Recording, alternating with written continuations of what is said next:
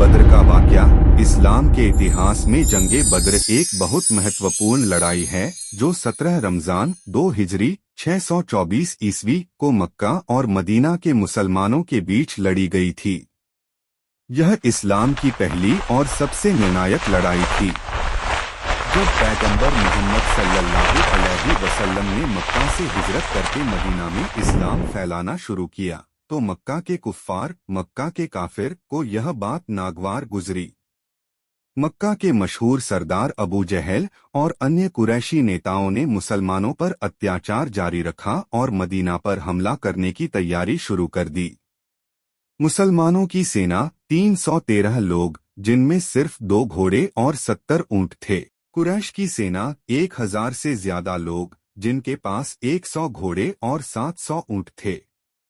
मुसलमानों के पास हथियार कम थे, लेकिन उनके दिलों में अल्लाह और उसके रसूल की मोहब्बत थी।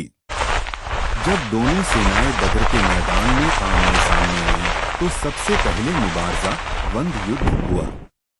मुसलमानों की तरफ से हजरत हमजा, हजरत अली और हजरत उबैदा बिन हारिस मैदान में उतरे और उन्होंने कुफ्फार के 3 मजबूत योद्धाओं को हरा दिया। इसके बाद कुरैश की फौज ने हमला कर दिया और जंग शुरू हो गई। जब मुसलमानों को लगा कि उनकी संख्या कम है और दुश्मन बहुत ज्यादा हैं, तो पैगंबर मोहम्मद सल्लल्लाहु ने अल्लाह से दुआ की। अल्लाह ने मदद के लिए फरिश्तों को भेजा, जिन्होंने मुसलमानों की तरफ से जंग लड़ी।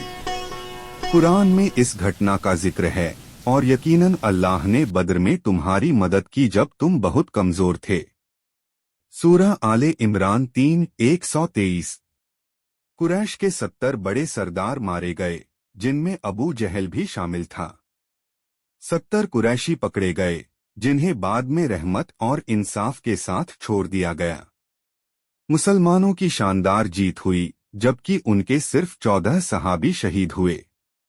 जंगे बद्र की जीत ने इस्लाम की बुनियाद को मजबूत किया। इससे मुसलमानों का हौसला बढ़ा और उन्हें यकीन हो गया कि अगर वे अल्लाह पर भरोसा करेंगे तो कोई ताकत उन्हें हरा नहीं सकती। अल्लाह पर भरोसा रखने से बड़ी मुश्किल आसान हो सकती है।